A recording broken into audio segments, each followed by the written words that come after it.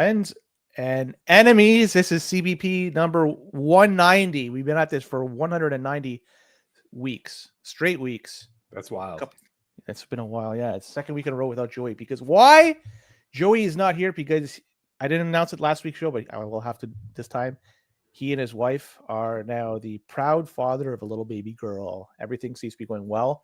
She's healthy. They're home. They're doing their thing. And congratulations to Joey and his wife and the little one as well. So we have a new Bitcoiner that has been brought onto this world. The CBP family grows. It grows. It grows. And this was a hard fork, a planned hard fork. We have Boomer joining in this week. Boomer has been on the show a few times and will be on the show again a few more times, for better or for worse. And I always say it's for the better. And you know what? This might be the trial that maybe could eventually kick me off if all the reports go well. Boomer, you might be finally replacing me, which would be fantastic. And we finally have somebody competent on this show aside from Joey. So do a good job, and yeah, you'll be part of the team permanently. So. Let's hope. Me, I'm here every Monday night anyway. I'm either in the chat. So the only difference to me tonight is that I'm going to be talking instead of typing. I appreciate that. Yeah, you're a solid Bitcoiner. You're always part of the show. And I just want to plug your Wednesday meetups in Ottawa. They're not always Wednesdays. Sometimes we do them on Sundays and now Mondays. But yeah, we do. That's still the Glebe? Yeah, they're moving. We're moving away from the Glebe. We've outgrown. Yeah, our meetup have kind of outgrown where the pub that we used to meet at. We're getting a lot of people, bull market vibes. So we're now moving to Big Rig. It's on the East End. Remember Chris Phillips used to play for the Senators? Yeah, heck yeah, he first overall pick. Yeah, he started a bar. He opened a bar in Ottawa. And I think he's since sold it. I don't think he's no longer the owner, but that's where we're going to be holding our meetups. Is Marshy still a bar in that area or no? I don't know. What's that? I thought Brad Marsh had a bar, Marshy's. Oh, yeah, I think he had it in whatever. Yeah. In Ottawa? I think he had it in the Corral Center or Palladium or whatever it's called these days. I don't even know. Oh, that's way on the West End. I don't venture out that far. Okay. Anyways, Boomer, I have to do a trio of ad reads. I want to get off my chest here because, well, they paid for this and I want to give them the opportunity to be heard loud and clear. Number one, we have Easy DNS, and they are a great place to purchase domain names. They are a great place to move over domain names, set up websites, move over websites, email hosting, all these things. In fact, you, Boomer, I'm going to bring you in on this one. You set up a website for your meetup and you used Easy DNS to do that. How easy was it to set up and get it going? You're asking the wrong guy. I'm like the least tech savvy person ever. So I had it up for a year and I guess it worked. It was pretty basic. In order for me to do it, it's got to be basic. I did need a little bit of help. But then it expired and I no longer hold that URL anymore. So I'm going to have to get another one. Somebody's going to claim it. But either way, there you go. So Boomer, somebody that didn't have the chops to figure things out, he was able to figure things out and he got help along the way. Easy DNS, they are a wonderful service. They've been around for decades in this field. Look at their competitors. A lot have come and gone. And Easy DNS has been around since the late 90s. That's a very long time ago. Think of how many presidents ago, prime ministers ago. That's how long they've been in business. And if you open up an account and use our promo code CBP Media, 50% will be taken off your initial purchase. That means load up your cart with a heck of a lot of stuff because you're going to get massive savings. So you might as well move over your email, move over your web hosting, set up a Nostr relay, whatever the heck you got to do. Lots of different things. And Easy DNS, they got you covered, and they take your Bitcoin if you want. So if you want to spend your Bitcoin, they'll be happy to take that, but they'll take your dirty fiat as well. Check them out, easydns.com. Sponsor number 2, you're wearing the hat. I'm not. I should be, but there's a hat. That's a Bitcoin hat. Bull Bitcoin. Look, the price of Bitcoin is $90,500 according to my block clock. So that's a decent price. You may want to buy, you may want to sell. I would agree with you. It is extremely cheap. So the opportunity is there to buy and sell. Whatever is your fancy, they got you covered. On chain right now, I'm looking at my node. Everyone should run a node. 3 sats for BByte was the last average fee in the last block. Very cheap. So still, I would suggest on chain. Somebody's telling me to buy gold. No, I'm not going to buy gold mining stocks. I'm going to buy Bitcoin. And so if on chain is getting kind of high, which is not right now, Bull Bitcoin will give you the option. You could also use Lightning. So if you want to use that as well, you could buy and sell with Lightning, buy and sell on chain. Other options they have, you could buy gift cards, and there's lots of gift cards you could buy, like Amazon, Home Depot, whatever. So this is one way you could live on a Bitcoin standard, because right now a lot of industry is not taking, a lot of merchants are not taking Bitcoin in the real world. So you got to use these gift cards. So Bull Bitcoin will help facilitate these buys, and you can just go to them and buy these gift cards through them. Also, you could pay your bills. So if you have, like, say, a cell phone bill or whatever, you could use their service, the bill service, and then pay your bills with your Bitcoin. So there's lots of different options you could do with Bitcoin, not simply buy, but you could spend it as well in a multiple of ways. And if you have not yet opened an account, do so using our code. If you do that, $21 is going to be added to your account once you provide the necessary information. Finally, we have Decentral Tech, and they are in the process of shipping out the CBP media or CBP branded BitAxes. Should be coming very soon. I've been told it's this month they will be delivered.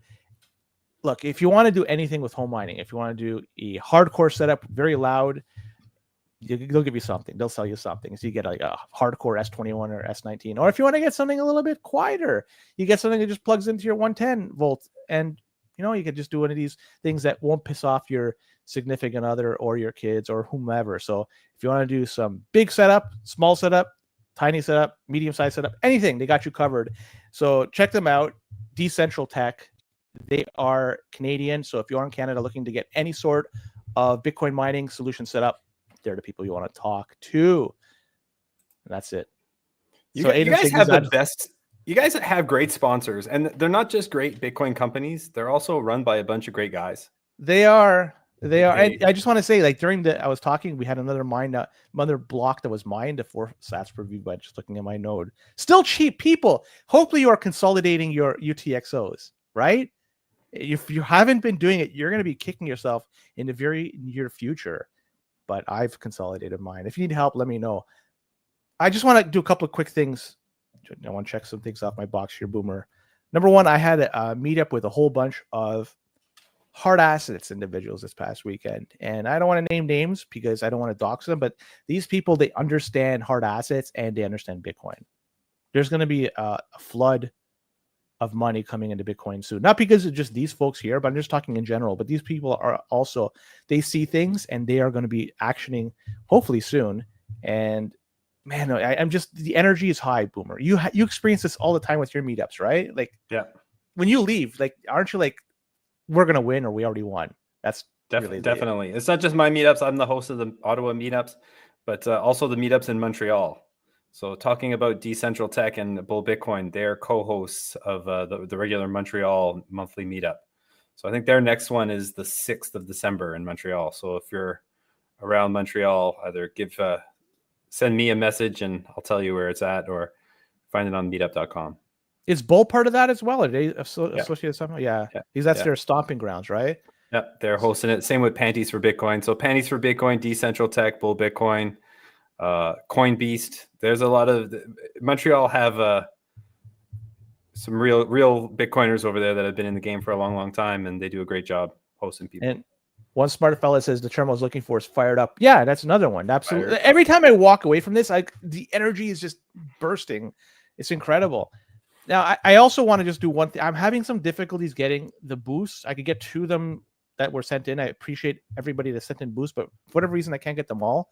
So one, we have P Vine Ridge Farms. Sometimes he shows up in the chat. I appreciate him doing so. Now he's sending 1,000 sats. He says, Pierre Poliev is too left-wing for me. If you're not considering bringing back homesteading, crown land to fix the housing crisis, then you're not radical enough to get anything done. Also, why silence on BTC? 100% right on that part of the BTC. Attending conferences and talking about it worked for Trump. He also mentions, congrats, Joey. Feel free to send these sats his way. You know what? I think all these sats we've been collecting for the past few weeks and moving forward for the next few weeks, we'll send it over to his little girl's fund and she'll become, a wealthy Bitcoiner in the future. She's a wealthy Bitcoiner now, I assume, but that's what I think we'll do that. So please send in your boosts, and everybody that sent them in, thank you very much. Also, he writes in P Vine Farms, another 1,000 stats. He says, Noam sure likes to use false statistics on everything outside the scope of Bitcoin. Jose Nino busted the myth that having a gun on you increases the risk of a bad outcome. a long time ago. Jose wrote a book on the subject. Nothing I can say. I never read that book. And Noma's not here to defend himself, so I can't say anything. I just wanted to read that. Appreciate the boosts. Boomer, anything else you want to talk about before we dive in? Like, now's the time. We're just riffing here. It's not talk. I want to talk about Sly. You had Sly Goomba on a couple of weeks ago. Yeah, that was one of the best interviews that you guys have done in a long, long time. He's a fun one. I thoroughly enjoyed that interview. And he did that. I don't want to say where, or even like it was like he did not have a podcast setup. Let's just say like he was in an element that you wouldn't expect somebody to be doing a podcast, and I love it. So I recommended that one. I recommended that one to a few of my friends, and they all agreed that they were all like, "Oh, this was a great interview," and it was unique. You listen to these Bitcoin podcasts, you don't hear a lot of people talking about spending their Bitcoin, about appreciate, Sly, for the people that didn't listen to it, was talking about how, he's sacrificed a lot over the past couple of years from the bear market, and he's stacked sats, and now he wants to buy a PlayStation. So he's gonna take some of his sats and buy a PlayStation. And it was just a really good reminder that this thing that we're in, we're in this thing to make our lives better. And sometimes to make your life better is to peel off a little bit of that Bitcoin stack that you've been saving up, pay taxes on it, of course, and buy a PS5 if that's what makes you happy. I was trying to discourage him from buying the PS5 because I'm not a fan of that, or even a new Xbox as well. I have them both, and I got them both for free. I don't want to say how I got them, but through some wheeling and dealing, I was able to finagle them both for free. So it's not like I was shorting Bitcoin. And so they suck. Both those consoles suck. There's nothing good on it, really. They collect dust for the most part for me. Yeah, you're a Switch. I love the Switch. Yeah, you're a Switch maxi. Yeah, I love the Switch. A lot of great games on there, even though it's underpowered, but it's just the games they put out there are much more fun. But Boomer, any last things you want to talk about? I see you're the 225-pound squat approved gentleman, and I'm the Ayatollah of rock and rolla. Yeah, I had to make sure that Joey, if I was going to replace Joey, that I had to squat at least 225. I think that it wasn't one of the requirements, but it's a good to have. And this Wednesday, I'll be interviewing Dan from the High Hash Rate podcast. That's going to be live Wednesday, 7 p.m. Eastern. Check it out. Tune on in and you hopefully have a lot of fun. He's a good guy. And you guys going to talk about Trailer Park Boys? If it's definitely, it's he loves the Trailer Park Boys. So indirectly, one of the guys that I know in the NHL community, NHL 94 community, he used to work on the set of the Trailer Park Boys in the first few seasons. It's just so small world. Like he knows them, he's met them, he's interacted with them, and it was funny because Cyrus the Virus, or Cyrus, he knew him too, and it's like, I love this, man. It's such a small world, and we'll talk some Trailer Park Boys. Yeah, I used to live in Halifax, and no joke, I was at the grocery store one evening, and there was Phil Collins. Wearing like a t-shirt that was 3 sizes too small, just like he did in the show, and I'm like, it's great. You ever bump into Randy, and if so, does he wear a shirt or not? No. Phil Collins was the only one, and Jonathan Torrance. I have met Jonathan Torrance a couple of times. I don't know who that one is. It's one of the newer ones, right? You know what I'm saying? Right. Okay. Yeah. J-Rock. J-Rock. Yeah. Jonathan, I don't know it's Jonathan Torrance. I know it's J-Rock. What the fuck are you talking about? You remember Jonovision when we were kids? No. Was that what it called? Jonovision? It was something. Yeah, he had like a talk show. Yeah, this is like late 90s, like on CBC. If it wasn't Chevy Chase or Arsenio Hall or whatever, I don't watch this fucking. I remember Arsenio's show. That was great. And that was my time. Anyways, Boomer, I think it's time we should dive deep right into Bitcoin because holy shit, we have a lot to talk about today. And feel free to interrupt me at any time because there's a lot. Okay, let's talk about the exposure that's entering into Bitcoin. A lot of these companies, a lot of these new entities that are getting into Bitcoin. What is with this? Buy gold. They're telling me to buy gold. What the fuck? Look at this. Fringe. No fucking way am I buying gold. Fuck that shit. That shiny rock. There's a case use for it, but there's no store of value in my opinion. Fuck that. You can't verify when you buy it. It's not easy to do it. I can't transport it across great distances. So fuck that. I'm going to get Bitcoin. Anyways, new entities that got into Bitcoin recently. Not sure if you follow this, Boomer, but some of these big organizations include Cantor Fitzgerald, Citadel, Royal Bank of Canada. Royal Bank of Canada is interesting given the fact that they have had a very difficult year and they're allocating a little bit of their excess money to buy these ETFs. Now I'm talking about all these companies are buying into the Bitcoin ETFs in the United States. Morgan Stanley, Bank of America, another one that's had some troubling times that they're now getting exposure to Bitcoin. HSBC, Honeywell. These companies, they're not small. These are billion-dollar companies, or at least $1 billion on paper. And now they're buying into these ETFs and getting some exposure to the price of Bitcoin. And I just want to state, like, a lot of people are saying this is a good thing. And yeah, this is, I guess it is a good thing. But they are primarily doing this for fiat gains. Nobody goes into an ETF for more Bitcoin. They're going into to enter with fiat. And in their mind, they're hoping to exit with more fiat. And what they do with that money, it's up to them. But these companies here, let's be honest, they're no coiners through and through. So they're there just for fiat gains. They do not have diamond hands. They're not Bitcoiners. As the price goes up, they're going to be happy. But also, as the price goes down, whenever it goes down, it seems like this is going to be forever number go up thing.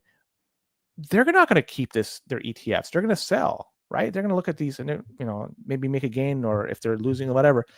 There's going to be a lot of downward sell pressure. That's going to be enormous once these people owning ETFs decide to sell. Like I'm looking at this. This is good, but is this going to translate into them becoming Bitcoiners? They're going to buy Bitcoin and put it on their balance sheet and hold their own keys? I would say probably not. Probably not. But still, in the end, I mean, getting exposure to Bitcoin, I guess that's not a bad thing. I'm not sure if you have anything else you want to add. Well, first of all, how does it make you feel that RBC is buying Bitcoin when a year and a half ago you guys couldn't open a bank account? We still can't, but they're buying a Bitcoin ETF. But you could say that this is the Canadian Bitcoin ETF podcast, and they would then allow you to open a bank account. Like, yeah, I find it's shitty. It's pretty shitty. And you guys aren't the only Canadian entity out there that has had some trouble opening a bank account in a traditional Canadian bank. I know Adam O'Brien over at Bitcoin Well has talked about this quite a bit, about how he's had trouble on his personal bank account. Yeah. Just because he's the CEO of a Bitcoin company. Like, that's kind of wild. They mean business, right? When they hold the ETF on their balance sheet, that's kind of hypocritical, don't you think? Well, yeah, 100%. They'll be happy to get exposure to the price of it, but they won't provide any services to anybody that has even tangentially related to Bitcoin. We're not, like, as a business, we're not mining Bitcoin. We're just here to talk about Bitcoin. Like, how you guys don't even give financial advice. There's no financial advice on these shows. Never. Never financial advice. 100%. Yeah. People could do whatever they fucking want to do with their money. I could tell you what I'm doing with mine. I'm buying and holding my own corn. Anybody could do whatever the fuck you guys want to do, but that's my opinion. And if you agree with me, great. If you don't, go fuck yourself, but you're okay too. So, like, it's definitely not financial advice. Some of these companies, Len, that you mentioned, these guys are like big time financial players. Like Cantor Fitzgerald, like Howard Lutnick is like the CEO over there, and he's on the short list to becoming the SEC commissioner. Like I think he's still the head of Trump's transition team or whatever. Mm-hmm. He was on Anthony Pompliano's show. Mm-hmm. Relatively recently, where he said that he has hundreds of millions of dollars worth of Bitcoin. So these guys are coming in with size, and I'm with you. They're probably not Bitcoiners in the true sense of Bitcoiners, but that's not to say that there aren't people that work there who aren't, right? Or that will be because of this. You know, like maybe one of these companies, they put a team of analysts on this file. It's like, okay, guys, we want you guys to do up a right, study this Bitcoin thing for us. And out of that, maybe 3 or 4 of these guys become, ride or die hardcore maxis within a year because they've learned a lot. So I think it's good. It was always going to happen. It was always inevitable that the suits would come for money. They would come in with big money. It was always the litmus test would be what's going on with Microsoft. There's that proposal that's been done by one of the shareholders saying they're going to look at buying Bitcoin. It's not like if that proposal gets approved, they're going to automatically buy Bitcoin. It's just simply examining the option of buying Bitcoin. And that would be the one that, I would say, like, let's look at that and see what happens there. Because Microsoft, if anything, they can allocate a very small portion of their overall balance into Bitcoin, and it won't make a dent into the because if you put like 1/100th of 1% into Bitcoin, it's not going to kill the company if it goes tits up. So why are these companies doing this? Like, if it's is it the fiat gains, or is it just debasement? Are they hedging? Are they hedging? Maybe they're watching the news and they're seeing Trump talk about the strategic Bitcoin reserve, so they're just trying to get ahead of it a little bit, so that they have a seat at the table go in the next year or so. I don't know. But another thing you talked about with the new Fed chair coming in, or at least the idea who it may be, Gensler. I can't believe he's still in the seat, because I thought today was the day he was going to disappear, but he lives for another day. I don't think he's there for much longer. Yeah, well, it was funny because didn't Trump appoint him?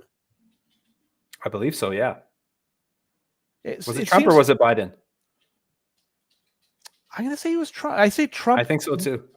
Both he and Jay Powell. And in both those people don't seem to have longevity in their positions. Jay Powell is not. That has nothing to do with the White House. Oh, come on. I'm sure that there's some influence in there, but the Federal Reserve. It's independent on fucking paper. Let's be fucking honest. It's a parasite. One can exist with the other, right? The big banks in New York have more say about what goes on at the Federal Reserve than the White House does. But the Federal Reserve is there to back the United States anytime they need to be backed. If ever they want to sell bonds and they don't have a buyer of last resort, the Federal Reserve is there to buy it. So they are there. They provide whatever assistance necessary to make sure that the government has funding to do their thing. So the Federal Reserve, they need the government to operate. They have to have them there. So they're a parasite. I'm not trying to discredit them. That's just the relationship I see. So I can't believe Jerome Powell is digging in his heels and able to at least sustain. He hasn't been basically had his head cut off, so to speak, with what he's done so far, right? Like to stand there in a podium and say, "Nah, I'm not fucking going," and I'm paraphrasing here. Fuck, that's ballsy, man. I'm in the minority around here. Like, I actually don't think that Powell has done a horrible job. Compared to some of these people, compared to Yellen and compared to Gary Gensler and then the mess ups that he's done with the ETFs and stuff. I think Jay Powell was dealt a really shitty hand, and he played it probably as good as he possibly could. I think I don't want to discredit them or give them any more credit. They had no option. If they wanted to ensure that money flowed, right? Like in Canada, we had CERB, we had CBA. United States, they had stimmy checks or whatever it was called. That money had to come from somewhere. And that came from, just adding it to the debt, and the central bank was able to provide a liquidity for that. If they didn't do that, you would have almost same thing that happened in 1929, 1930, in that there wasn't that type of backing from the government. And so you had unemployment reached 25%. A lot of people lost everything. So you either had one extreme or the other. So if they wanted to go down this path, and all central banks did that, what are you going to do? If the governments are going to close the economies, what are you going to do? I'm not trying to defend them. Like, what the fuck are you going to do? I'll defend them. I don't think Jay Powell has done that terrible of a job at the Federal Reserve. They did a job which they probably should have done even like if they were incompetent or competent. It was just the only thing they could do. They painted themselves in the corner.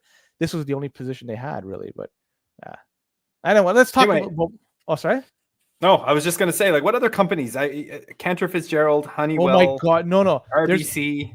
There's been a bunch of companies that today, that last few days actually, that bought Bitcoin and added it to their balance sheet. Not just a fucking ETF, but actually Bitcoin itself. I don't know if they hold the keys.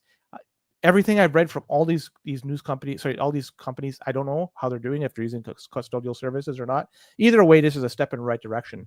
Solidion, I don't know. Technologies, STI is the ticker. It's a publicly traded company. They're an advanced. Sorry? Sounds like a shitcoin. They're an advanced battery materials provider. So you tell me if that's a shitcoin or not. It seems to be very much tied to governments. Anyways, they're adding Bitcoin as a corporate asset. And they said they're going to be buying Bitcoin using their excess cash reserves. So they're not going into debt. They're not leveraging. They're just simply using whatever cash they have to buy Bitcoin. And 60% of the excess cash that they have is going to be used to buy Bitcoin. So it's a very aggressive strategy, but they're not using debt, as I mentioned. So they say they're going to be converting also their interest earning from other investment vehicles, such as money market accounts, to Bitcoin. And for people are wondering how big of a company this is, it's a very tiny one, $41.75 million US market cap. So be that what it is. And when the news came out, their stock jumped around 28%. But they sound like they're cash flow positive. If this is extra cash that they have on hand, then I'm assuming they're not indebted, because if they had debt, I would assume that they would pay off the debt. Yeah. So instead of they're a cash flow positive company, so they're just rolling over their savings into Bitcoin. Isn't that what we all should be doing? I agree. Not going into debt, just saving our money in a better money. 100%. I think this is great. It sounds like great news. I hopefully this is just the first of many companies that starts doing this. I have a lot to talk about, but we have people here. Liam saying yes, Boomer is hosting, and we also have the greatest saying shout out to the CBP and the Ottawa meetup. So very cool. Thumbs Up Media Corp, ticker TZUP. It's on the NASDAQ. They are an innovative social media branding and marketing solutions company. Market cap almost 30 million USD. They say they're going to buy $1 million USD worth of corn for their reserves. And by using today's number, that should be around like 11, maybe 12 at most, 11 Bitcoin, something like that. It's not going to be a heck of a lot, but still it's a decent amount. Bad news for this one, though. The price of their stock tumbled around 17% when it was announced. Seems funny. You have one that announced it went up 20%, and then this one announced it went down 17%. There's no rhyme or reason. But could be some other things going on as well, too, right? Could be. So, and these are thinly traded companies, guys. Like if you're listening to this and you're rolling in, you're going looking at the stock market and you're going to find these Bitcoin companies that have 20 million market cap or 40 million market cap. These are really thinly traded companies. If one person makes a sell in a company that small, you can move to 15, 20% easy, very easily. Here's another one, the Genius Group. GNS is the ticker. It's not Lenny Poffel, the genius. This is the The market cap for this is almost 19 million USD. So if you're talking about like something that is even smaller, this is it. But they too, they're planning to allocate at least 90% of their current and future reserves to Bitcoin. And I overlooked this. They're an education technology company. So if any company which would have at least some ties to Bitcoin might be this, because if they could provide education technologies to something, well, why not Bitcoin as part of it? And this is going to be $120 million investment into Bitcoin as their treasury reserve asset. That's a lot. Stock, flat. So we had one that was up, one that was down, and one that is flat. So what I'm trying to get at, and I have more that I'll talk about. I'm just trying to show you there's a flood of Wall Street capital that is getting into Bitcoin. We talked about some companies, big ones that got into exposure to the ETFs, but these ones that last three I mentioned, they're actually buying corn and adding it to their treasury. This is fucking bullish. Remember, there's only 21 million Bitcoin total ever that will be mined by the year 2140. Right now we have like 19.5-ish million Bitcoin that has been mined. Every time the company buys 5, 10, 15, or in Michael Saylor's case, another 50,000 Bitcoin, that it just eats an existing supply. And you're only talking about the publicly traded companies here. Yeah. We don't know about private companies, little mom and pop. I don't know if there's that many mom and pop shops that are stacking Bitcoin, but I can guarantee you that there are like family investment firms and hedge funds and pension firms that are buying Bitcoin right now. That I'll promise. Yeah, like we're definitely seeing, like, the past couple of weeks, there's really been a pretty aggressive bid that seems pretty price agnostic from what people are telling me, that it's not necessarily traders trying to come in and scalp a couple of extra dollars. It's just somebody coming in with size and just buying as much Bitcoin as they can possibly get at any price.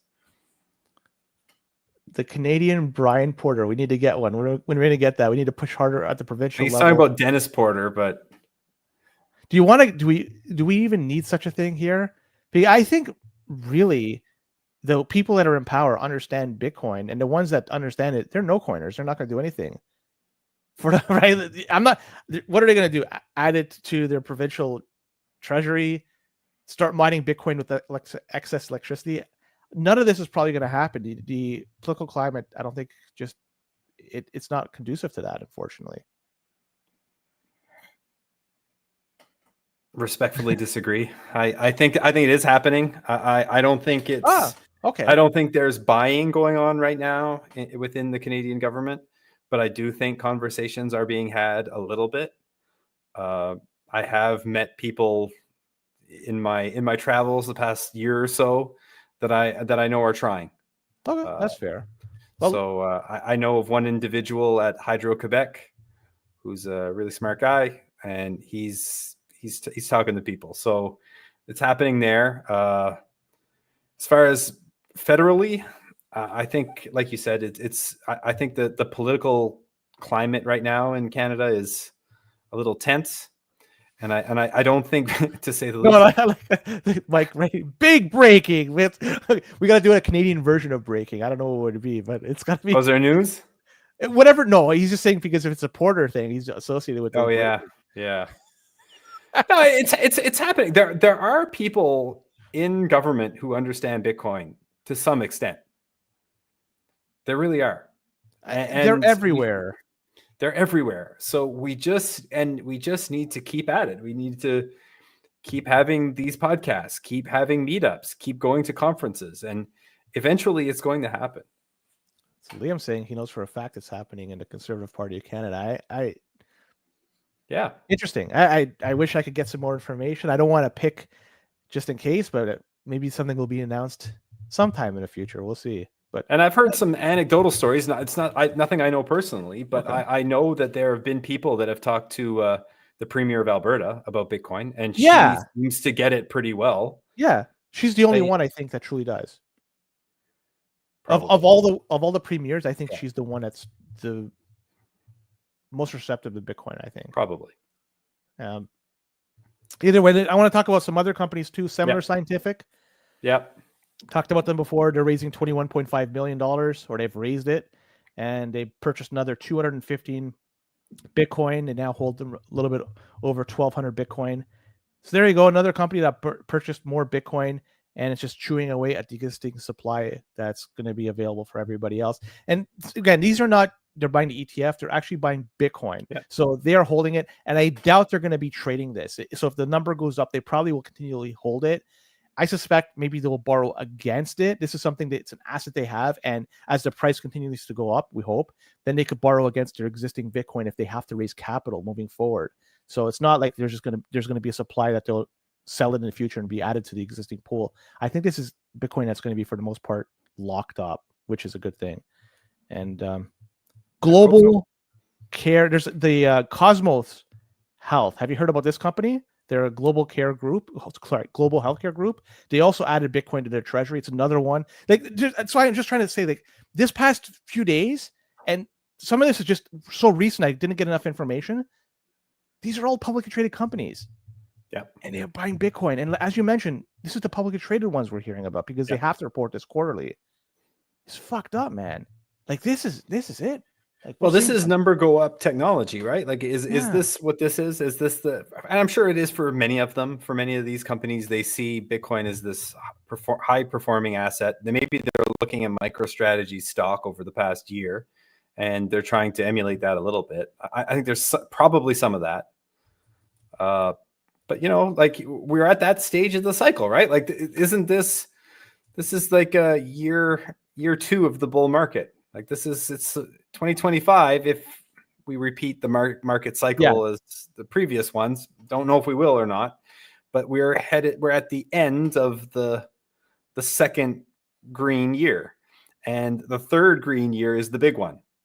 That's where you have the blow up top. So that would be if things repeat, that 2025 would be this blow up top. So maybe it's just people trying to get ahead. I mean, look at the chart of Bitcoin. It almost looks like we're in almost a parabolic move anyway, right? Like it has gone up a lot in a pretty short amount of time. Since the election, Boomer. And the election only took place 2 weeks ago, tomorrow, I think. So we were at around 67, 68, and we were holding there for quite some time. And it went up to like 92, 93 in a very short period of time. Yeah. It's 2 moves. Bitcoin has had 2 moves all year. We had a big move in March. Like when the ETF stuff really started to when all that got approved and they got launched, we had a big move. Then we had 6 or 7 months of almost nothing, a little bit trending down, but pretty much flat. And then the election, boom, another move. It just goes to show that it's really difficult to trade this asset. Yeah. So right. Like if you missed those 2 moves, you missed all the gains for the year. Yeah. Yeah, 100%. That didn't clue into me because I didn't follow it that much like that. I mean, I just, obviously I follow Bitcoin. You're right. So if you're trading it and somehow you were on the outside looking in for those 2 events, you missed it. Missed it all. Yeah. And so this is another reason why trading works for some. It doesn't work for jabronis like me because I don't know what the fuck's going on. So I just buy and hold and hopefully the number go up. So Marathon's another one. I'm not sure if you saw this one. I did. $700 million that they're going to be raising, and they're going to be using that to primarily buy Bitcoin. And Boomer, this is fucked up because their stock price went down significantly after this news. Yeah. I don't have any insight. Is it dilution or debt? They say they're going to be convertible senior notes. So it's a bit of both, right? It's like it's convertible. So if Marathon stock price goes up to a certain value, then that debt will become shares. So they're probably diluting, assuming price goes up. Yeah, I wrote about this. I tagged you, I think, on this morning when I wrote about this. Bob Burnett, you and he had a big back and forth, and he's not like a gem in the community. I got to bring him back. Yeah, he's well, your interview with him, you did several of them, right? 3 of them, 2 or 3. I think you did 3. It convinced me that these publicly traded Bitcoin miners, I don't really think they're an asset to Bitcoin. I really don't. They're for sellers of Bitcoin. So I find it a little strange that this is the company that's going out and issuing more shares to buy more Bitcoin. So they're buying more things of the things that their company relies on selling. So Liam's asking, are these companies that are buying Bitcoin feeling emboldened by Trump's election to declare that they're good for Bitcoin? So probably there's some sense of legitimacy that's going on right now. So we had the ETF that first came out, and it goes to show you that Wall Street then looks at Bitcoin as one of its own, so to speak, because it's allowing it, at least trading the price of it within its walled gardens. And now you have Trump, who has talked about Bitcoin. I don't want to say he's totally friendly to it. He's certainly not anti-Bitcoin. One could make an argument he's probably a shitcoiner as well, but he's certainly not fuck Bitcoin. He's, if anything, it's like, let's go Bitcoin, and he'll probably say, let's go also with some of these shitcoins as well. So at the very least, he's surrounded himself with people who have spoken very well about Bitcoin relatively recently, and shitcoins as well as and shitcoins. I know. So you can't totally discredit, but it's clarity as well. I mean, for some of these people, and going back to Liam's point about Trump, maybe it's not so much Trump signaling that he's a Bitcoiner is what's causing these companies to buy Bitcoin. Maybe it's just Trump winning signals that you don't have to worry about unrealized capital gains, or we don't have to worry too much about hard regulation on the broader crypto market or on Bitcoin. So these companies that were kind of on the fence, maybe they were waiting to see how the election played out, and Trump winning was just like, okay, now it's okay for me to buy Bitcoin now. Mm-hmm.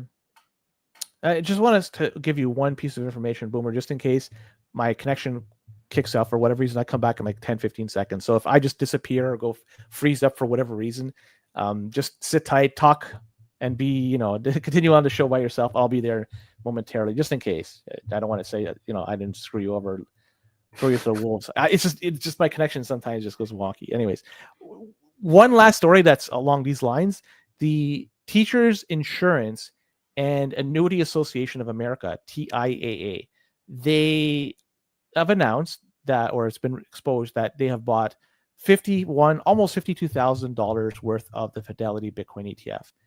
Granted, 52K US is a very small number, right? Yeah. It is, considering that they have $1.4 trillion for assets under management, according to what I read here.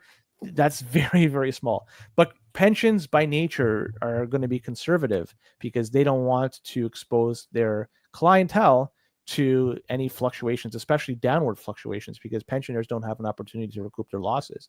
So the fact that they're getting just a small amount of exposure to Bitcoin, I think this is a good thing because it gives them at least exposure to the price of Bitcoin. I know the ETF is not Bitcoin. It gives them at least exposure to the price of Bitcoin.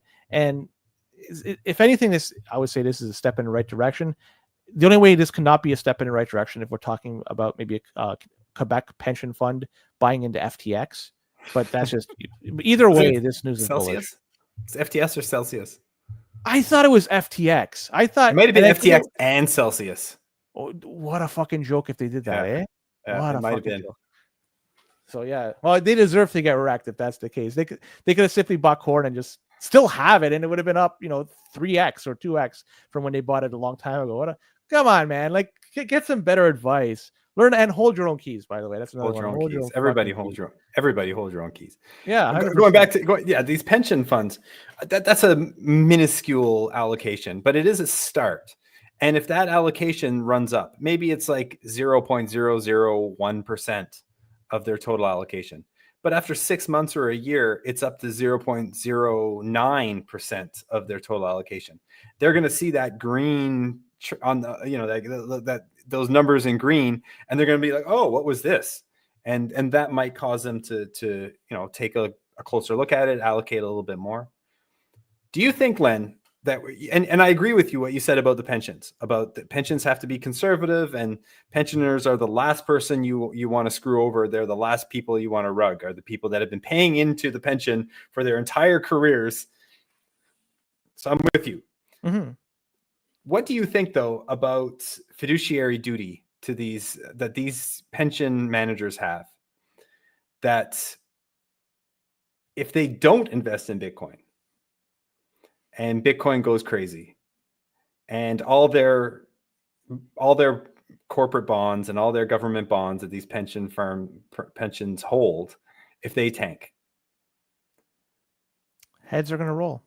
Heads are going to roll. For sure. They can't sit in the position that they're in currently.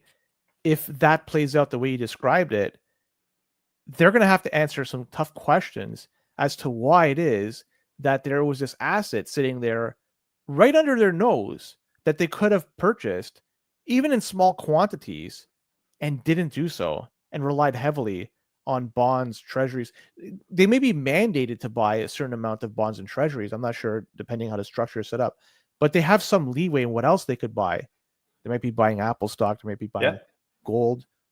Why not throw a flyer and buy, like these guys, 52K worth of a Bitcoin ETF? What's a bigger risk, in your opinion? Buying Bitcoin or not buying Bitcoin? Well, I think I'm the wrong person to ask that because I'm automatically going to say not buying Bitcoin. Much bigger risk. Not buying any Bitcoin. If you're in a pension fund or you're in a hedge fund or you're in some sort of big family office, the wrong allocation is 0. I don't know what the right allocation is. Look, even if you're a pleb, look, like I said before, not financial advice. And if this is the first ever Bitcoin podcast that you ever come across, if you're watching this on YouTube, please do your own research. You know, keep learning, keep moving forward. That being said, I don't know what allocation each individual person or what individual business should have of Bitcoin. I don't know if it's 100%, 50%, 10%, but I do know that the wrong allocation is 0. I'm with you 100%. And that's a really good answer. Whatever the right one is. Now, Michael's saying here that a Bitcoin standard allocation percentage will emerge for each class of investor. Give it time. He's right. We may not have a concrete number for each class, but at least tying into what you're saying, it definitely won't be 0. It's got to be higher than that. I agree. I don't like the term investor when we're talking about Bitcoin. Like, if you're a business though, and you're putting it in a balance sheet, I think that you are an investor. Maybe. Is and just simply buying it and holding it? Not just ETF. I'm just talking even corn, like actual holding your own keys, because the company is not going to keep it to the end of the company's days. Eventually, they're going to do something with it, either sell it, trade it for a good or service, or borrow against it. There might be other options I'm missing, but I think those are the ones that are probably most likely to happen. So and a business is most likely to be an investor into Bitcoin because they're using it it would be interesting to talk to one of these businesses and just to get to know, like, why did you put Bitcoin on your balance sheet? Like, well, I'm sure everybody's different. I'm sure every business has their own reasons. I'm going to put my CBP cap on, even though I'm part of it right now, because our business owns corn and we have it on our balance sheet. Why do we have it? Because what else are we going to have it in? Cash? Yeah, exactly. Granted, we're a small business, but I could just honestly say that long term, this is going to be the best thing for us because it makes sense. But then it's not really an investment; it's savings. Okay, that's a good point. It's a tool that we could use moving forward, similar to what cash would be, but at least we think that gives us more flexibility moving forward. And that's what savings is: flexibility going forward, right? Yeah, that's a really good point. And I'm not disagreeing with what Michael said. Like, it's a good point. I just believe that Bitcoin is a savings technology. It's not an investment technology. And Isaac writes, and by the way, I just want to plug the Bitcoin on Discord, which that's where he's coming from. I think that's where I first interacted with him. He writes, the right allocation is as much as you can without taking on more short-term or medium-term volatility risk than you can handle. But that sounds crazy. Doesn't sound crazy to me. I agree. I agree with, and yeah, thanks for tuning in, Isaac. He's by the way, the folks at the Bitcoin on Discord Bitcoin or Bitcoin Discord, whatever, they're fucking phenomenal. Check them out. And Mr. Arnome, I just want to thank him personally. Last week, he was able to sub in for Joey just like you are. Thank you. You guys are awesome. I appreciate everybody for, both you and he for subbing in for Joey. We have a great team over here. We have a great bunch of people we could tap into. This is, simply awesome. Well, it's like I said before, Len, I'm either going to be here talking to you or I'm going to be in the chat, like chatting with the people in the chat. It doesn't make, because I get it. I was going to be here no matter what. So anytime. Oh, I get it. It's very humbling. Cynthia Lummis, not sure if this, I think everybody saw. I know she proposed a Bitcoin Act. I don't want to talk about that, but and for people that are unaware what the heck that is, that's the United States looking to purchase 1 million Bitcoin over a period of 5 years. And if that were the case, that would be about $90 billion, give or take, depending on the price of Bitcoin, I guess. Yeah, almost $91 billion would be that. The two options they have, they could either hook up the money printer directly to Bitcoin exchange, or she's suggesting an alternative is to sell gold. Because the United States currently has, hang on, let me get the number correctly, 248, they have air quotes, 248 million ounces worth of gold. And apparently that's around $675 billion in today's market. And so this way, her idea of selling the quote unquote gold they have, they don't have to go into debt to buy any Bitcoin. And that would also have a different impact, different effect. It would collapse the gold market. If they're going to just simply dump that much amount of gold into the gold market, even over a 5-year period of time, it wouldn't go unnoticed. But it's an idea she's proposing. They use whatever they have at Fort Knox to purchase their Bitcoin. I don't think anything's going to happen like this. Do they have the gold? I will say yes, but will they sell it? I will say no. I agree. I don't even think they have it. A lot of people think like you. I just don't. I mean, I watched Goldfinger. Remember Goldfinger? Is that the movie James Bond? I never watched any of James Bond. Yeah, Goldfinger, just like he does something to the gold in Fort Knox where he like turns it into like some green thing. He like puts a gas and it ruins all the gold in Fort Knox so that the gold that he owns is the only pure gold. So that was his big plan. No, I highly doubt there's any gold in Fort Knox. So, maybe I'm wrong. I don't know anything. No, I've never been there. But the fact that you and I are talking about it, it goes to show exactly what makes Bitcoin so much more superior. Because I could verify that Bitcoin exists. If they give me an address and they sign a message from that, and you could figure shit out. You could verify that you have X amount of it. Like if you're a country that wants to be transparent and say you own something, it's so easy to do with Bitcoin. With gold, we're debating the fact that they have it. That goes to show you that the properties of the two things, they may be trying to achieve the same thing, but they're totally different. I can't verify shit with gold. It's fucking, trust me, bro. I got it. And try settling $1 billion worth of international trade with gold. You gotta send a few warships. What are you gonna do? Yeah, warships, and then where are you gonna store the gold? How are you gonna do that? No, with Bitcoin, what do you 100%. So I want to go, like, one of the reasons I used to like gold. I still like gold. I don't, not anymore. I fucking hate it now. And I'll explain why. No, and I'm embarrassed to say I used to like it, and the reason why there's two events that happened in the last 2 years, is number one, Venezuelan gold was stuck and could not be repatriated back to Venezuela and is stuck in London vaults. And second thing, Russian gold could not have been repatriated to Russia and it's stuck in London vaults. Russian courts deemed that they've frozen those assets. They're stuck there. Not your vault, not your gold. And that goes to show that at that point, it's like, fuck this. There's no point in owning gold. It's Bitcoin all the way, because if you have your keys, nobody could stop you. The network always runs. Yep. You just simply broadcast a transaction. You'll get picked up by a miner, and away you go. Afghanistan also had their gold rugged. Did they have? I didn't hear that. Was it a significant amount too? Like, not that it matters. Yeah. Any of some. Well, it was for them. Yeah. That's fucking bullshit. And you get like these stories like that. I can't believe people could read and hear those stories and say, "Yeah, I still like gold." The fuck are you doing, man? It's not a store of value at that point. It's whoever has possession of it has possession of it.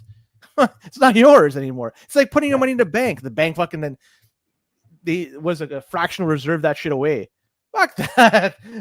The only thing that Bitcoin that gold has over Bitcoin is that 5,000 years of history. Yeah. That's it. 100%. That's 100%. All they have. It's gone. And they're at what, like $18 trillion market cap of gold? I thought it was around 14 or 15 trillion. It's higher now. Gold's gone up. Like gold is now close to $3,000 an ounce. So Bitcoin now, in a span of 15 years, almost 16 years, come January, they have gotten close to 1/10 of the market cap of gold. We're over 1/10 now, right? No, if it's because we're like 1.4, 1.5 trillion for Bitcoin. We're close to 2 now. We're at 90,000, right? Yeah, so 90,000 US, 21 million. So do you use 21 million or do you use 19.7 million that's been mined? Like, what do you use as the total market cap? The last price plus it's 1.8 trillion. Yeah, so we're close to 2. So look how fast things have progressed in almost 16 years, and really the bulk of it in the past 5, 6, 7 since 2017. Really, that's a lot. It's a lot of money that could pour out of gold and into Bitcoin. And it doesn't mean that it automatically overtakes it and becomes the same type as if there's ever a mass sell of gold, it's going to depress the price significantly, and the market cap's going to take a massive hit. So It's I just like not where reasonably Cynthia possible. Lummis's head's at with this, with the idea of diversifying their sound money assets, the idea of selling the gold to buy the Bitcoin. I like the idea. I just don't think that's how it's going to play out. I think you and I have talked about this before, about like how governments, I would like to see governments mine Bitcoin, right? Like we talk about Bhutan on the show all the time. Oh, we don't, you guys do. You talk about the nation of Bhutan, El Salvador, obviously getting into the mining game. I think Ethiopia. that's a better way. How I mean, prefer Bitcoin doesn't care what I think and what I want, but and nation states are actors just like individuals are in this Bitcoin thing. They'll get in, they'll buy what they want, they'll do what they want. But if I had my way, I'd like to see these nation states mine it themselves. And talking about Bob Burnett again, he believes that nation states are going to want to have control of the hash rate, the blocks, so they can have say what goes in the blocks, right? So building a strategic Bitcoin reserve through mining, having, and I know Bitcoiners, we don't like, government getting involved in stuff, but if they were going to get involved in something, I think mining infrastructure would be a good one, so that they could ensure that they have block space to put in their transactions for the countries. That's an interesting point. Yeah. And they will, because let's be honest, countries like Bhutan, Ethiopia, and El Salvador, they don't have the ability just to use their own currency, because their currency is not worth very much, and they probably don't have a lot of excess to which they could buy Bitcoin. Especially like El Salvador, they don't even have their own currency. They've adopted the US dollar 20 years ago as their official currency. So what do they have as a way to parlay that into a hard asset? Well, excess energy. And like Ethiopia is building a dam. Oh gosh, I forget the name of it, but it's generating a lot of excess electricity, and you're using that to mine Bitcoin. It makes sense. Bhutan does the same thing. Seasonally, they have excess electricity. What do they do with that? Rather than selling it off to their neighbors, they're just mining Bitcoin. And as the demand goes up for electricity and they don't have any excess, scale down the mining operation, and it works perfectly as a load balancing tool. So it works great for them, and they don't have to invest all that much. Right now, the cost for mining Bitcoin, the last I saw, was around $39,000, if you consider the electricity and everything else. And the price of Bitcoin is sitting at what, like 91-ish thousand. So there's opportunity to make some decent gains if you could get your hands on some equipment rather cheap, especially something like an S19s and anything along those in that category, because that is last generation. You're not going to pay a heck of a lot for that. Granted, you're not going to mine a heck of a lot at the same time, but if you want to start learning how to do it and then understanding the process for setting up a mining operation without putting in that much capital, you could get something going. And then, wow, boom, all this excess electricity, mine Bitcoin. And as people need electricity, because as the economy continues to get better, it incentivizes creating electricity for people. It keeps electricity prices down, which is what, if you're a government, that's one thing you would want for your people, is making sure that your energy costs are down. So it does that. If you're a nation state, you got to think that you have a longer time preference than a shorter time preference. I get those confused all the time, but you're thinking further ahead than if you're just a company, right? Like if you're a country, you're thinking about for the next 100 years, 1,000 years, right? So that aligns. I can't wait to see more of it. Like I mean, look, government of Canada, you got a couple of Canadian Bitcoiners right here. Like, we'll give us a call. Like, we'll help you out. But they don't generate their own electricity. This has been pawned off to the provinces for them to do. So that's what you'll have to talk to the provincial entities. Now, Isaac's saying governments have an extremely difficult game to play as far as the Bitcoin purchasing go. Unless you could buy in secret legally, you really, really ought to mine instead. That's right completely. For a lot of governments. But there's a lot of governments that don't operate in a transparent manner, so they can theoretically buy and do it. Like if the Kingdom of Saudi Arabia, for instance, if they want to buy some Bitcoin, do they have to expose this information? They just simply do it. The kingdom does it. But isn't that the best way? Like, if I'm game playing this out, instead of buying the Bitcoin on the exchange, if I'm a government, I think mining it and then somehow incentivizing Bitcoiners to come to your country and giving them the option to pay their taxes in Bitcoin. That's Wouldn't a good that one. be a good way to? Yeah. Now then it's going to highlight the limitations of layer one, because I hope that people aren't going to be using layer one as a way to move Bitcoin around. It's slow, it's cumbersome, could be costly at times. And then so it just goes to show, is layer two ready for this?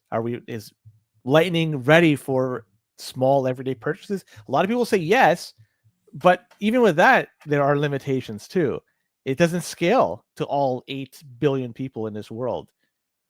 So something needs to be done with Bitcoin. Yeah, I completely agree.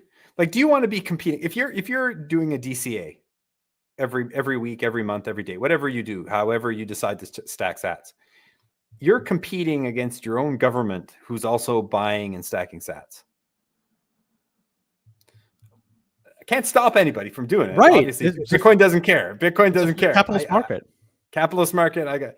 But just me personally, as I would rather to see my government, like I said, mine it, some sort of tax. And I'm not a big tax guy. I don't like paying taxes either. None of us do. But some sort of incentive to get Bitcoiners to come to your country, give them some kind of, okay, you pay a little bit less in tax if you pay in Bitcoin, and accumulate Bitcoin that way, instead of going out on the exchanges and, competing with your citizens for. That's a good point. Boomer, we at this for a little bit over an hour. I think it's time we wrap up this segment of the show, and then we'll transition to the rest of the news that makes us also bullish on Bitcoin.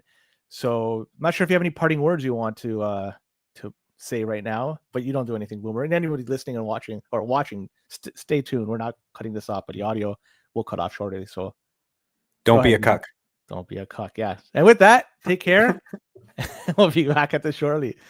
So what is that? An hour and 1 minute and 45 seconds. Perfect. Okay. So back at this, we're going to be talking about the rest of the news, the notable news, notable North, notable international.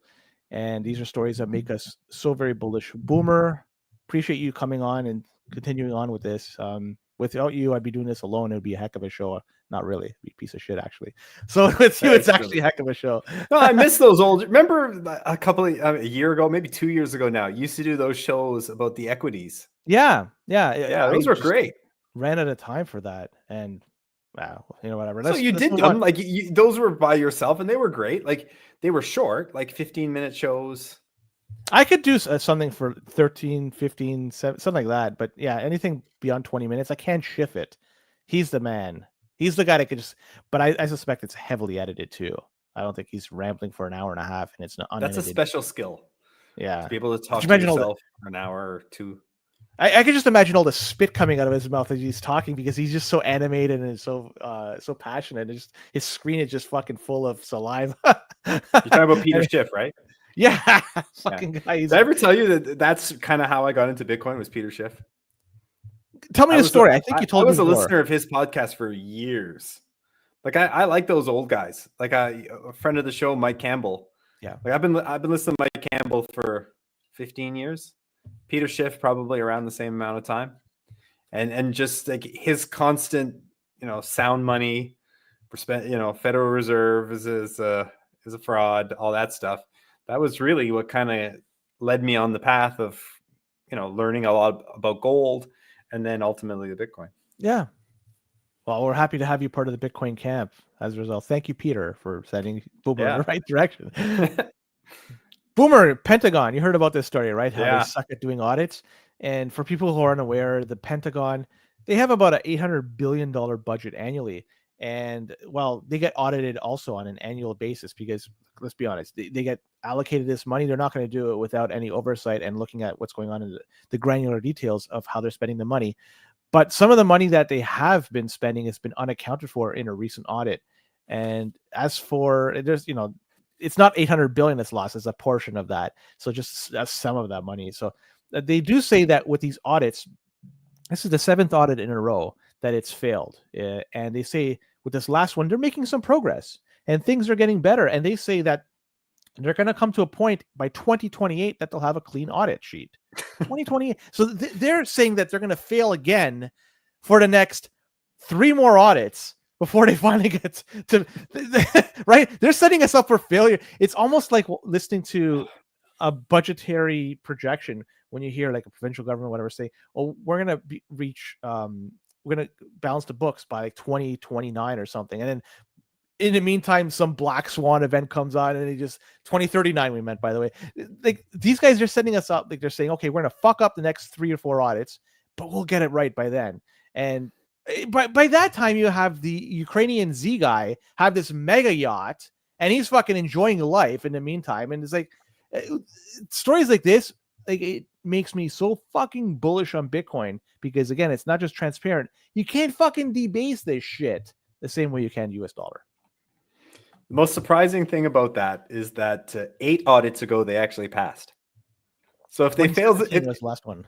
But they actually passed one. Like that to me, that was my most surprising thing about what you just said there. Of course, there's no accountability. There's nothing. They're going to keep failing these things.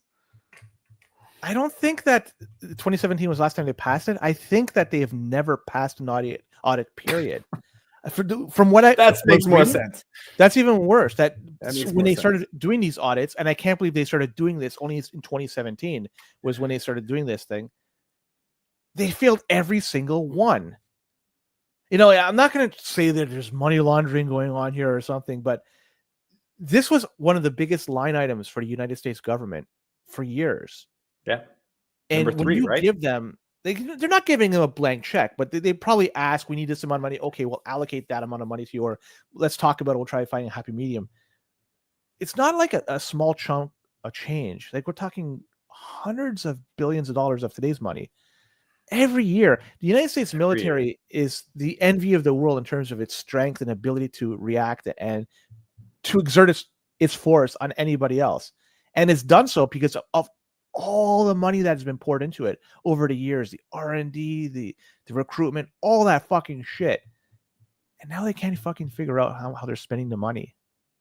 The consultants, that's insulting. I will say all the consultants, right? Like that's insulting. I will say that. Yeah, it's not just the soldiers' salaries that we're talking about here. Yeah, we're talking about who knows what is in here, right? Yeah, it's just it's when you hear shit like this, I can't get bullish enough on Bitcoin. If anything, you'd expect them to understand where they're spending the money on for the military, but whatever. the money goes somewhere. Where it's going, we don't know. We'll check out the docs later to see. Always been that way as well too. If you were to go back hundreds of years and the British Royal Navy, I bet you they never passed an audit either. That's a good point. Well, you know what? I hope there's a party going on the Z-Man's boat because I want to go to that fucking mega yacht and party up. Maybe that's like the 100K party. You know, Sailor's talking about having a 100K party. Maybe the Z-Man and Sailor will do it together. He has to wear his fatigues though. You can't go to. I'm not talking about Sailor. I'm talking to Z-Man. You can't fucking show up to a fucking party without wearing those fatigues that you're well known to be wearing. So please continue to wear them. Anyways, let's go to some Canadian news. And I want to talk about something that is truly late stage fiat, and Dollarama has quietly started removing a whole bunch of self checkout stations from their Ontario store locations. And they're not the only ones that have done this. Walmart, Giant Tiger, Canadian Tire, they've been all doing the same thing. They've been removing some self checkout stations at specific stores. And the reason for this, well, theft is the one that immediately comes to mind, but they say that it's to maximize performance.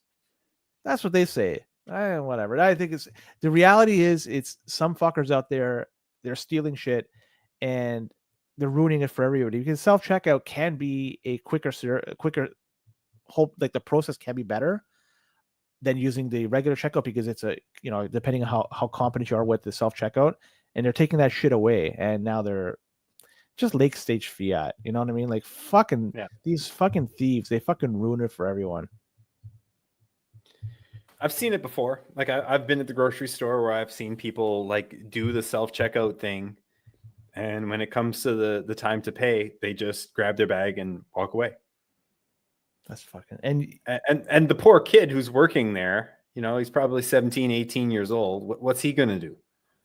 Is he going to stop anybody? It's like, no, what, right? Like, it's not his job, right? 100%. You know, it's a grown ass man that's running away with groceries, and you're going to get some teenager to go hunt him down. Like, no, like, it doesn't add up. No, you're right. It's late stage fiat, and it's easy to blame the thieves. And I do, like, it's against the law. Like, you don't do that shit. But my God, I know people are struggling. People are struggling, right? Yeah. And but this is Dollarama we're talking about. I know they do sell. I know, it's sad, right? Yeah, it's just so sad. I'm not sure if you heard about this one, but Canada has decided to cancel their automatic 10-year multiple entry visas for people that want to visit Canada. And up until now, and I had no idea this was the case, that they were issuing these automatic 10-year multiple entry visas. I always was under the impression that they were doing it the old way, which was, I guess, mothballed, where you could just simply apply for a single or multiple entry, and depending on which one you want, they would assess you. But they were giving these 10-year just automatically, it looks like. And for people who are unaware what this is, this allows for people to come to Canada for some countries that need visas to come here, and they could leave and enter multiple times over the validity of that visa. Okay. And so the immigration officials now will have to determine whether a single or multiple entry visa will have to be issued, and also for the duration of it. The validity period is going to be determined by the immigration official. So they're going to be looking at the purpose of the visit, the funds, the medical conditions, the ties to the home country, and so much more. I'm surprised they haven't been doing this all along. I'm just shocked that so I know we had a huge influx of temporary everything into Canada. We're talking foreign workers, students, but it looks like even visitors too might have made up a measurable amount of newcomers to Canada, or not newcomers, temporary people into Canada. Canada's now, they're revamping their immigration system, and they're closing the doors on a lot of this. And they're going to be reducing the amount of, I know there's a different category, permanent residents coming to Canada. They're going to be reducing that number significantly, to the point of, I think it's going to be around 350,000, almost 400,000, not quite there. That's going to be issued every year, permanent residents in Canada, which is kind of in line with previous years before this all went very high. So they heard, and they're reacting. That's all I gotta say. Not sure if you want to add any more color to well, that. this 10-year multiple entry visa, is there some sort of restriction of how long each entry can be? Yeah. Is it because you know, I just hearing it, I wonder if this one, if the juice is worth the squeeze. So you're here up until, generally it's 6 months, and then you have to do something. You either are people here for 6 months, going back to wherever for a week, coming back for another 6 months? That I have a problem with. On the other hand, if somebody was here for a week and goes back to wherever they are for 6 months, and then come back for a week, and then go back for another 6 months, I have no problem with that whatsoever. Right. So to me, it's like, it really depends. And if we're going to allocate a bunch of government resources to kind of change all this stuff, and to catch all these people, and to change all these rules, I wonder if that's worth the time.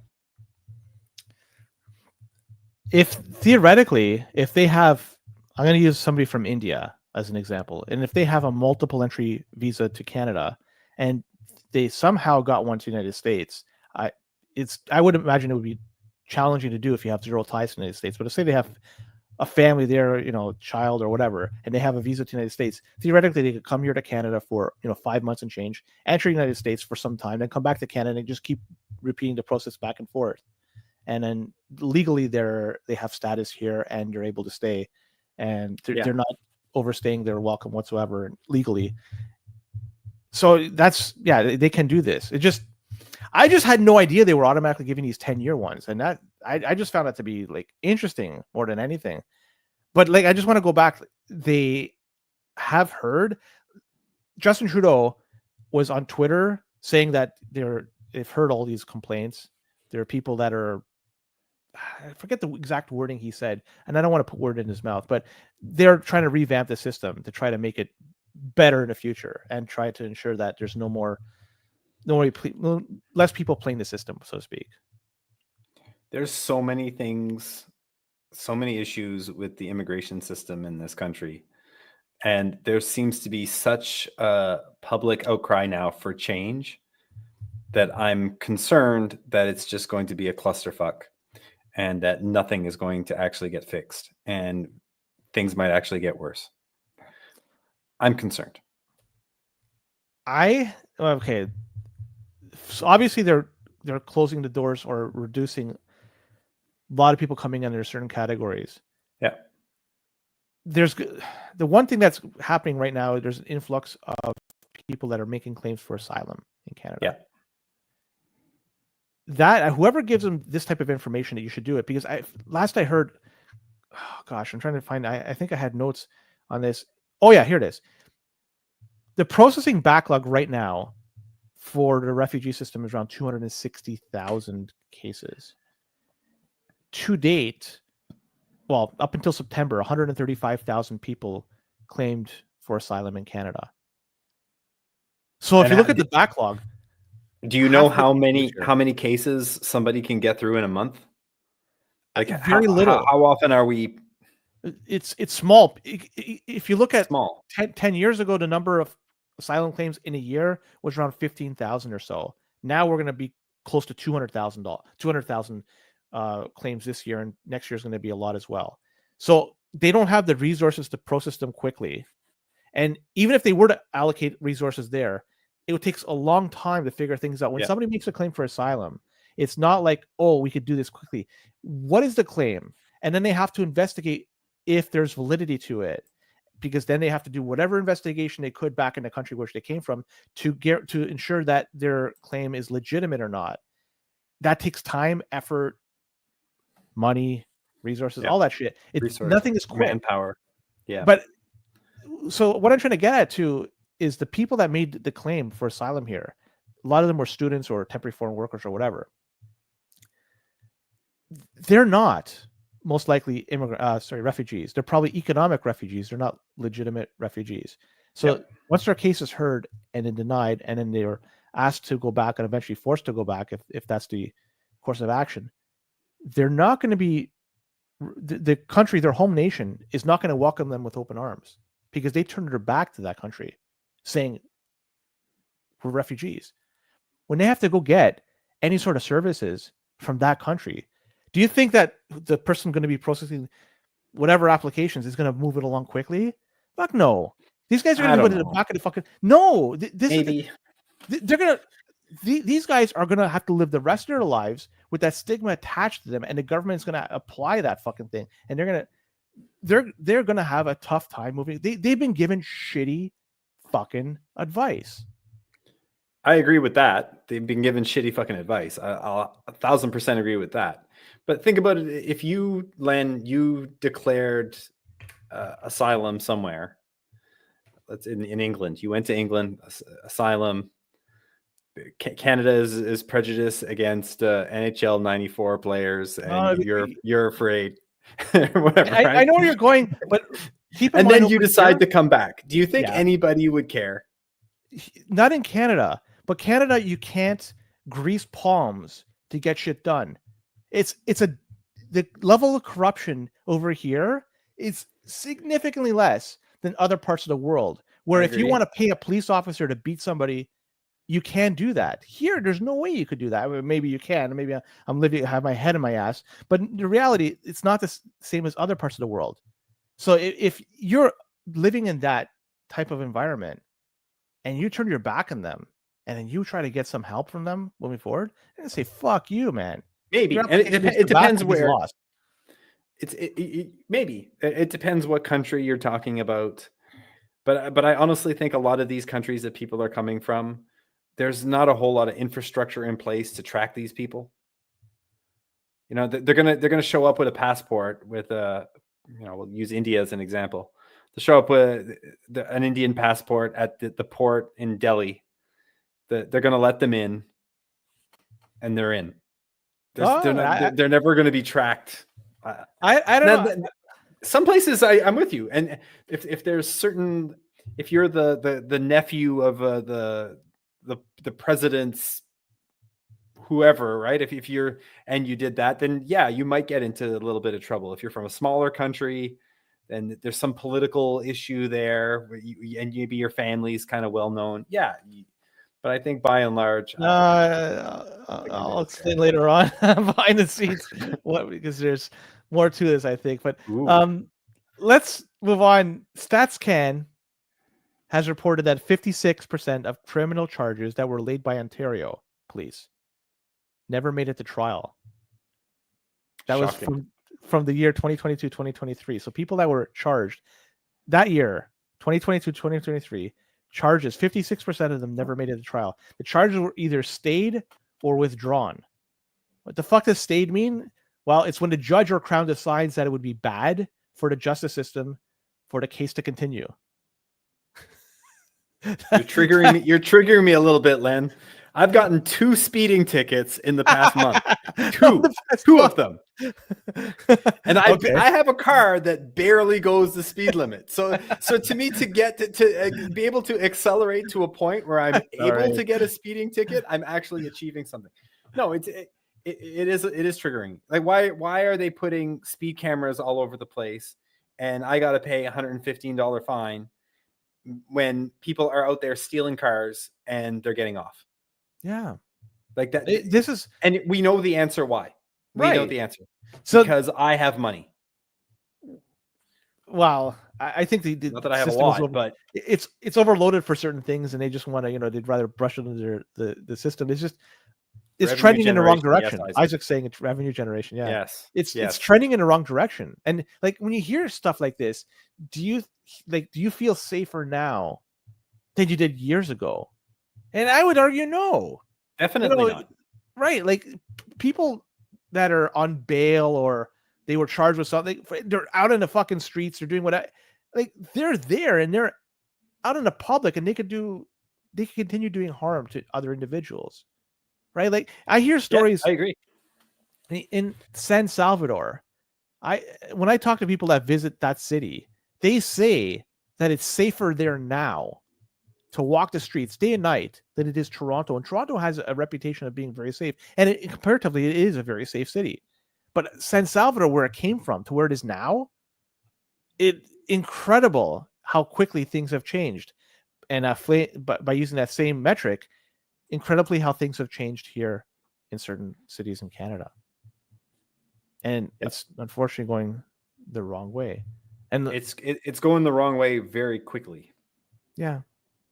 Yeah. I wonder is there a breakdown of the crimes committed? I didn't get that. No. I bet you a lot of it is auto theft.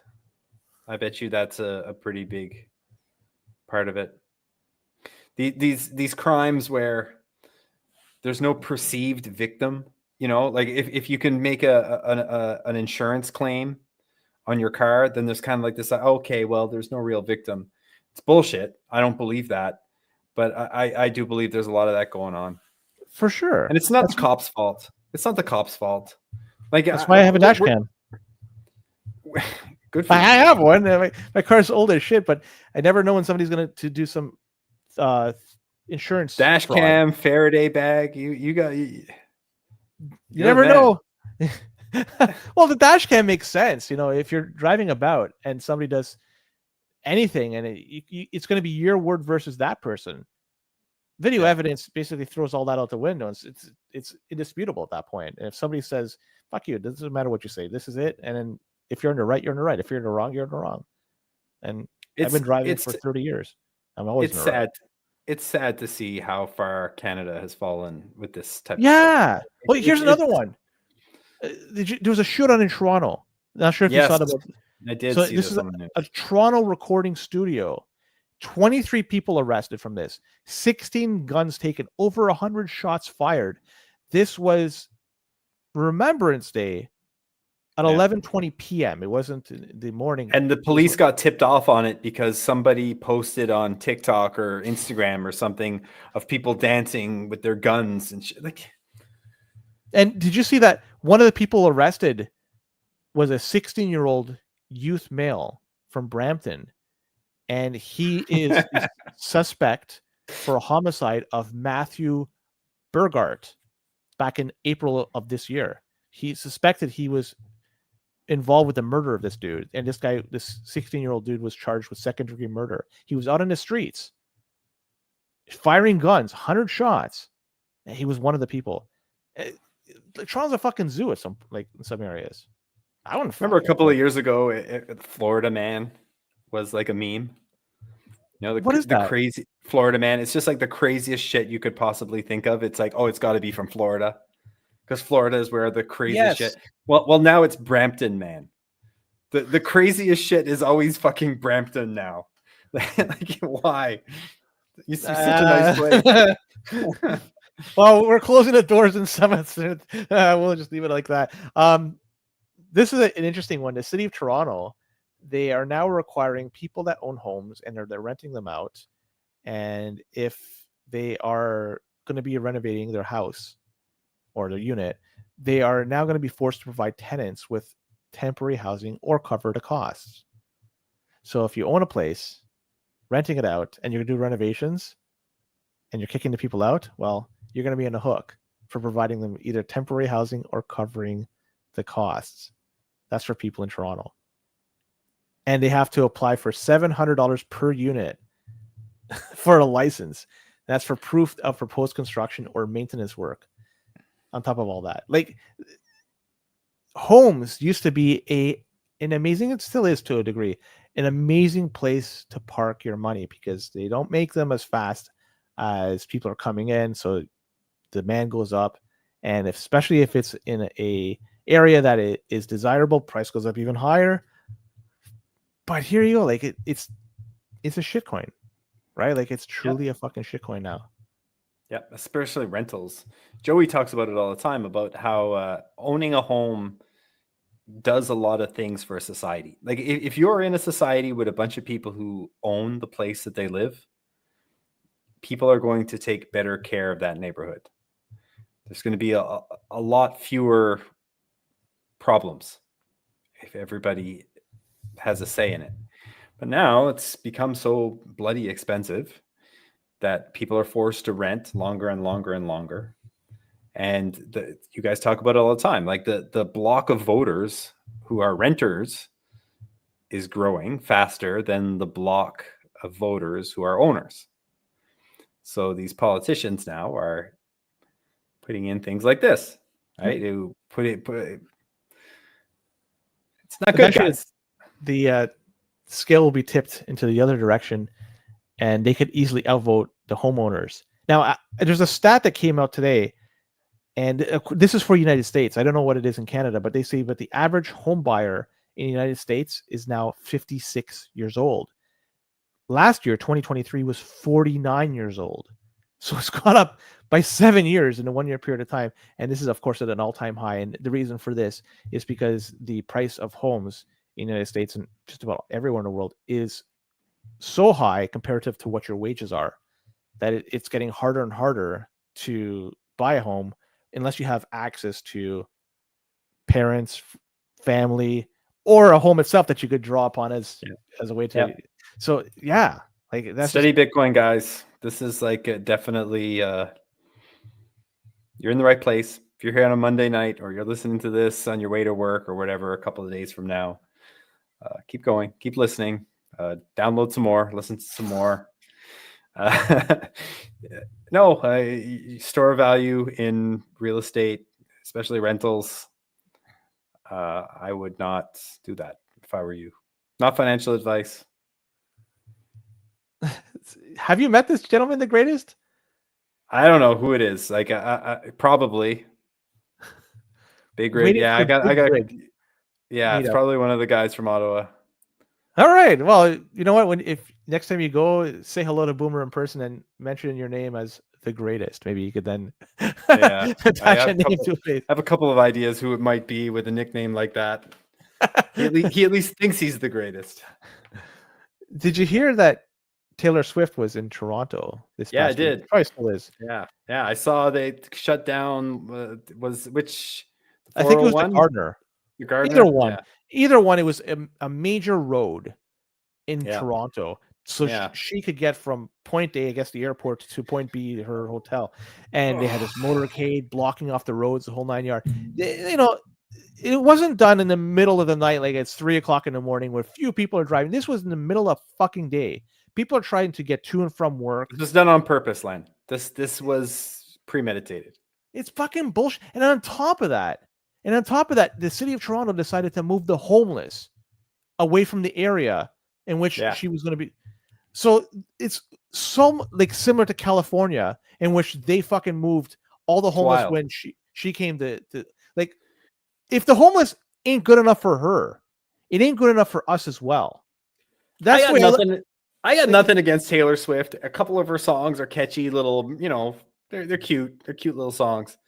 Have you ever heard her talk? I don't know. I don't know what her opinion on anything is. I don't know.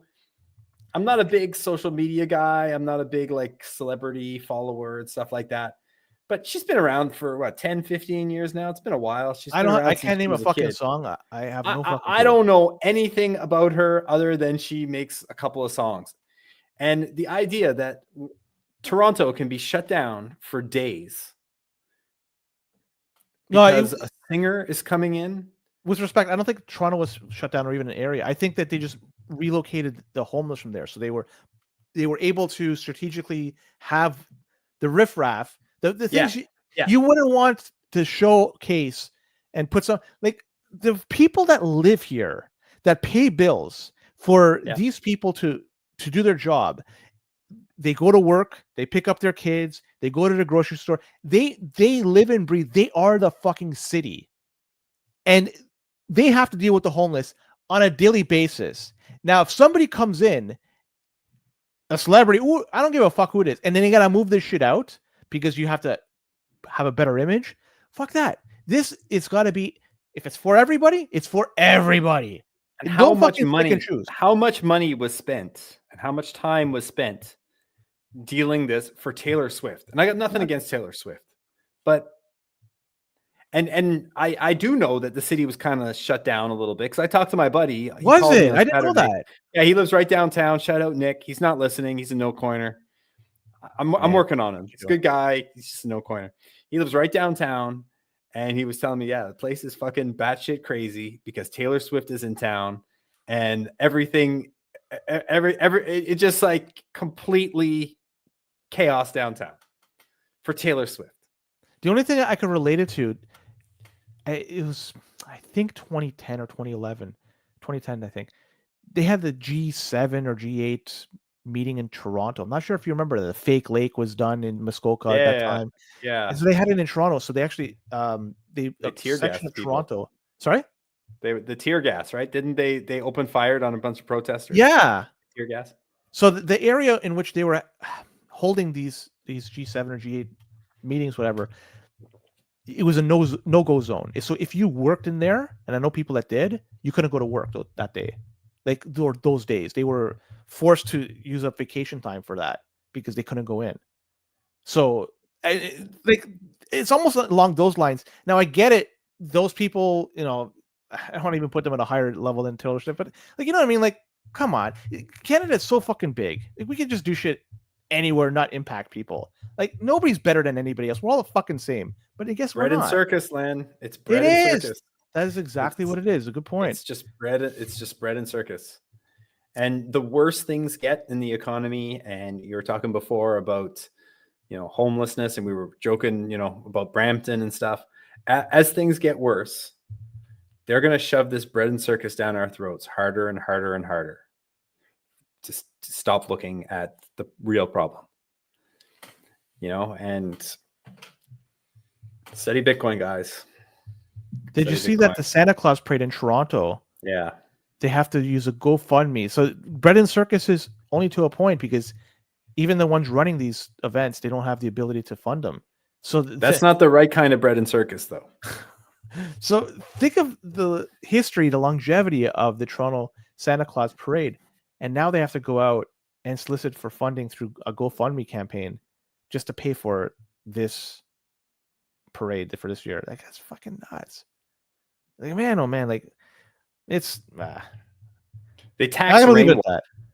with all the tax revenue they're getting from the fucking rain in Toronto, you think they'd be able to afford a Santa Claus parade?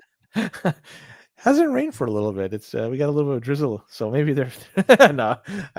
Anyways, Boomer, I'm not sure if you have any stories you want to bring up because I think I'm tapped out here with stories from notable side of things.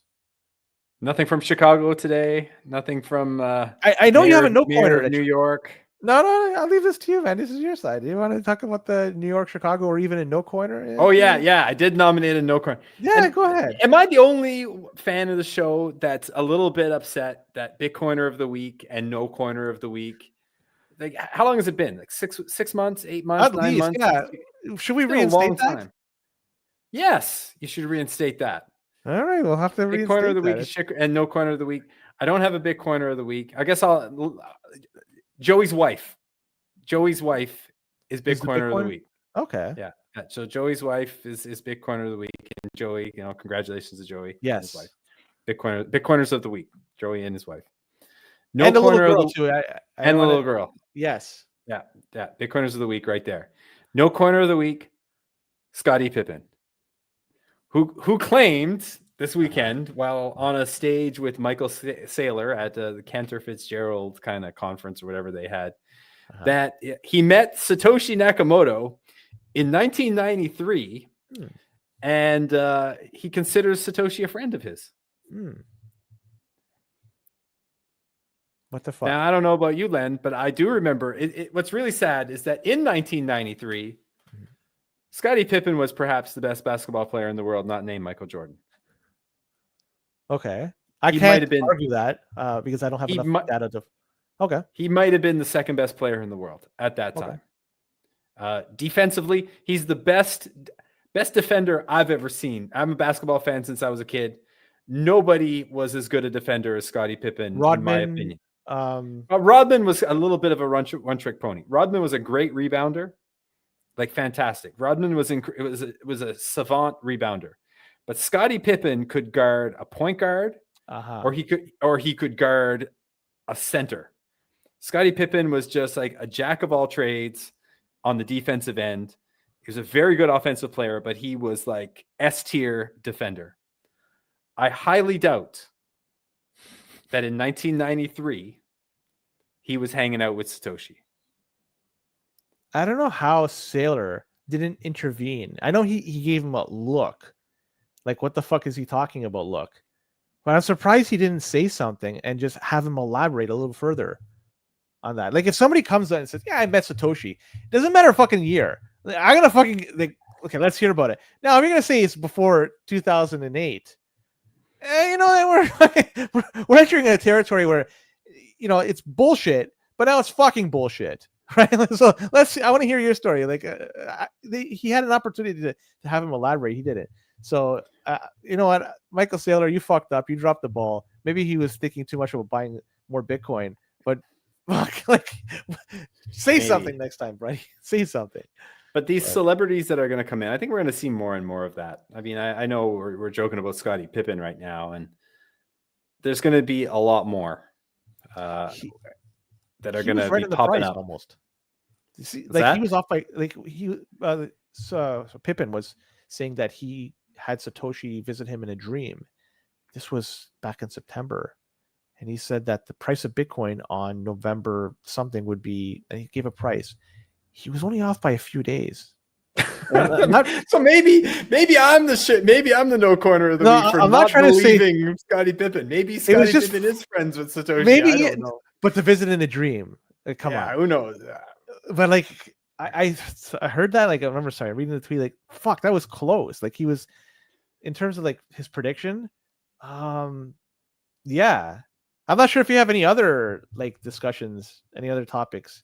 One quick thing. Do you think we get to 100K US before the end of the year? I know you're not a price guy, and I'm only asking because a couple of friends of ours have a bet.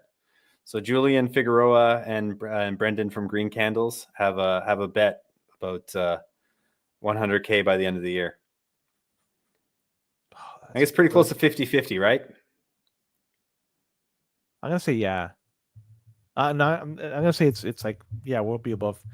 There's so much positive momentum right now, and then we have Trump as we get closer to him getting actually sworn in, yeah, I think we'll be over 100K. And then I don't know if we'll finish the year over 100K, but I think that we'll probably. I'm pretty confident that we'll at least go to 100K and then drop down, maybe come back down. I'm.